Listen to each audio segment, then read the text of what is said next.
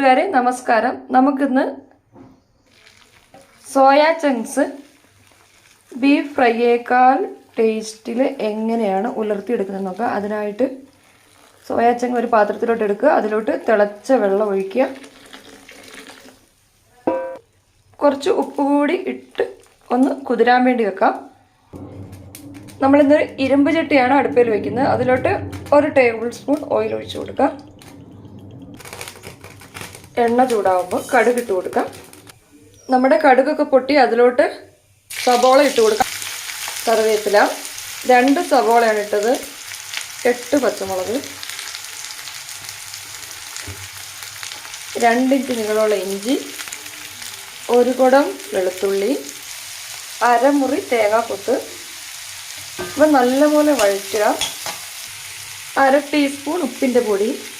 സബോള വേഗം വഴന്ന് കിട്ടാനാണ്. സബോള വഴന്ന് വരുമ്പോഴത്തേക്കും നമുക്ക് ഈ സോയാ ചങ്ക് നല്ലപോലെ കഴുകി പിഴിഞ്ഞ് ഇതിൻ്റെ അകത്തുനിന്ന് ഒരു എണ്ണ പോലെ വരും. അത് കളയണം, അല്ലെങ്കിൽ കുട്ടികൾക്ക് വയറുവേദന ഉണ്ടാവും.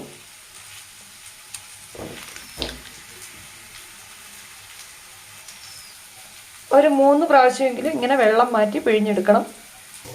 നമ്മുടെ സബോളയൊക്കെ 1/4 ഭാഗം വഴന്നു കഴിഞ്ഞു. ഇനി നമുക്ക് ഇതിലോട്ട് 2 ടീസ്പൂൺ മല്ലിപ്പൊടി, 1 ടീസ്പൂൺ മഞ്ഞൾപ്പൊടി, 1 ടീസ്പൂൺ ഗരം മസാല, 1 ടീസ്പൂൺ കാശ്മീരി മുളക് പൊടി ഇവ ഇട്ട് കൊടുത്ത് നല്ലവണ്ണം വഴറ്റിയെടുക്കാം.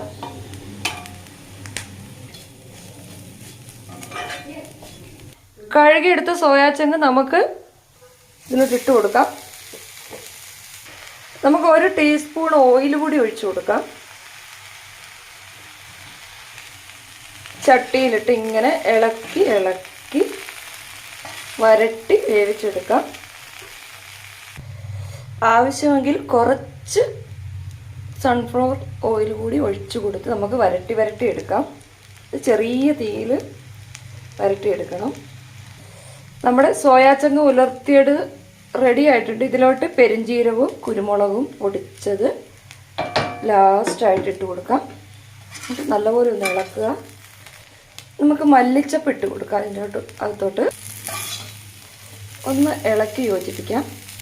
ഇത് ബീഫ് കഴിക്കാൻ പറ്റാത്തവർക്കും നൊയമ്പൊക്കെ എടുത്ത് ഇരിക്കുന്ന ക്രിസ്ത്യൻസിനൊക്കെ കഴിക്കാൻ നല്ലൊരു ഫ്രൈ ആണ്. നമുക്കിത് ഗീ റൈസിൻ്റെ കൂടെ കഴിക്കാം. ഇന്നത്തെ ഞങ്ങളുടെ ലഞ്ചാണിത്. ഗീ റൈസ്, ചീരത്തോരൻ, അവിയൽ, സോയാ